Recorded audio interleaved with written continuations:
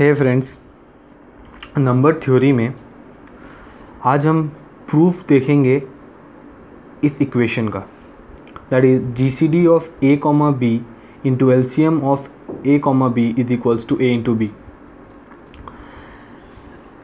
GCD of A comma B का मतलब क्या होता है? GCD of A comma B का मतलब ए और बी दो नंबर है जिसमें से अगर हम ए का फैक्टर्स निकालते हैं और बी का फैक्टर्स निकालते हैं, उस दोनों में से जो सबसे बड़ा कॉमन फैक्टर होगा, that is largest common factor, वो होगा GCD of A comma B.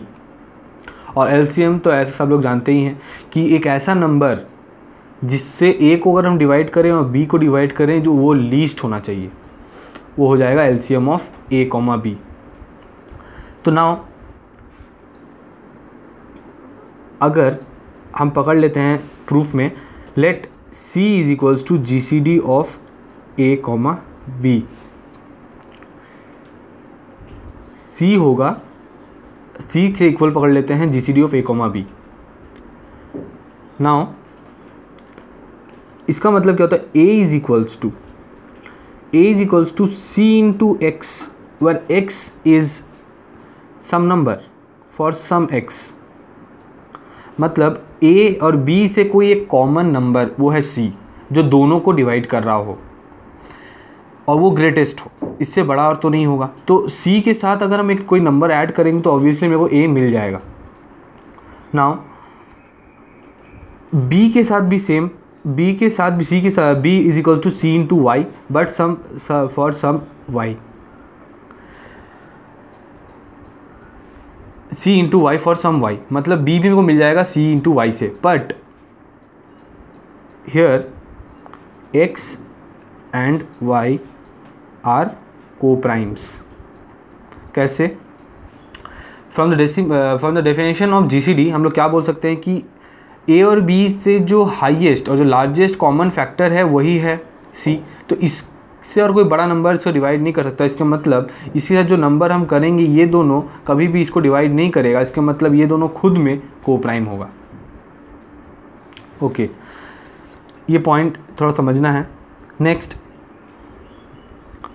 अब LCM of A comma B को ले लेते हैं। अब LCM of A comma B जो भी होगा वो obviously is divisible by A. LCM of A comma B जो भी हो वो ए से डिविजिबल है, ये श्योर है, क्योंकि ऑब्वियसली उसमें ए तो होगा ही एलसीएम जब है वो। फिर LCM of A comma B is divisible by B. मतलब वो नंबर जो LCM of A comma B होगा वो डिविजिबल है किससे? ए से और बी से, दोनों से ही हमारा डिविजिबल होगा। नाउ ये हम डेफिनेशन ऑफ एलसीएम से बोल सकते हैं।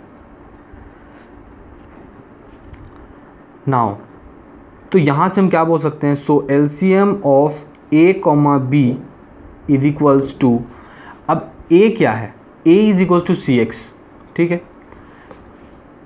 ए क्या है? A is equals to C into X. अब बी क्या है? B is equals to C into Y. तो इस दोनों का अगर हम एलसीएम करें तो क्या होगा?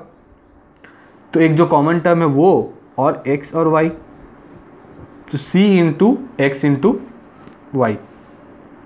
और अभी हम क्या लेट कर लिए थे?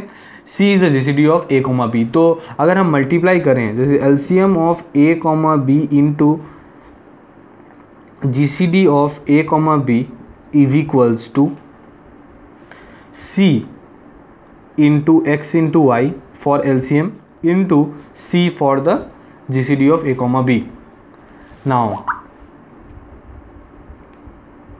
Now C square into X Y is the term.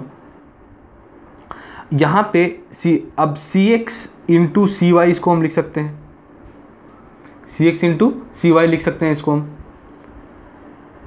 C x और सी एक्स का मतलब क्या होता है? अभी हम देखें a, और सी वाई का मतलब क्या होता है? b। So from here we can say that LCM of A comma B into GCD of A comma B is equals to A into B. यहाँ से हम क्या बोल सकते हैं, इसको हम प्रूफ कर दिए। तो क्या किया हमने, पहले लेट किए कि C is equals to GCD of A comma B, assume कर लिए C is equals to C है GCD of A comma B. तो A क्या होगा, सम x, इसके साथ कोई एक नंबर इंटू करेंगे तो A मिल जाएगा, B के साथ और कोई दूसरा एक नंबर इंटू करेंगे तो B मिल जाएगा C के साथ। Now x and y are coprime from the definition of GCD से हम बता सकते हैं कि x और y को प्राइम है। Now LCM of A comma B is divisible by A as well as B, दोनों से डिविजिबल है। नाउ LCM और डिविजिबल है तो A क्या है, CX और B है CY, दोनों का LCM लेंगे तो आएगा C into X into Y. तो LCM और GCD को जो मल्टीप्लाई करेंगे फ्रॉम इक्वेशन, मान लेते हैं ये 1 ले लेते हैं और ये इक्वेशन अगर 2 ले ले, तो इस दोनों इक्वेशन से हम बोल सकते हैं कि दोनों को मल्टीप्लाई करेंगे तो ये आएगा C स्क्वायर एक्स वाई, और C स्क्वायर एक्स वाई को हम लोग C इंटू एक्स और C इंटू वाई करके लिख सकते हैं। C इंटू एक्स मतलब A, C इंटू वाई मतलब B। From here we can say now LCM is this one. I think आपको समझ में आ गया होगा। कोई डाउट है तो कमेंट में पूछिए। Thanks for watching.